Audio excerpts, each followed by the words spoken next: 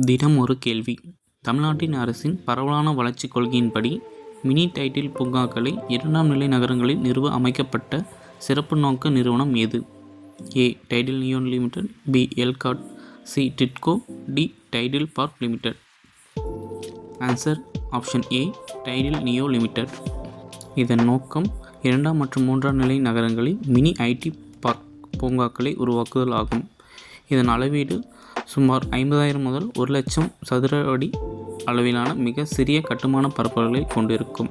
இதன் இலக்கு என்னவென்றால், ஐடி துறையின் வளர்ச்சியை சிறிய நகரங்களுக்கு கொண்டு சென்று அங்குள்ள திறமையாளர்களுக்கு வேலைவாய்ப்புகளை உருவாக்குவது ஆகும்.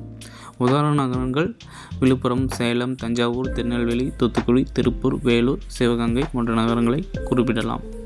விழுப்புரம் டைடல் நியோ பூங்கா முதலாவதாக திறக்கப்பட்ட மினி ஐடி பூங்கா ஆகும்.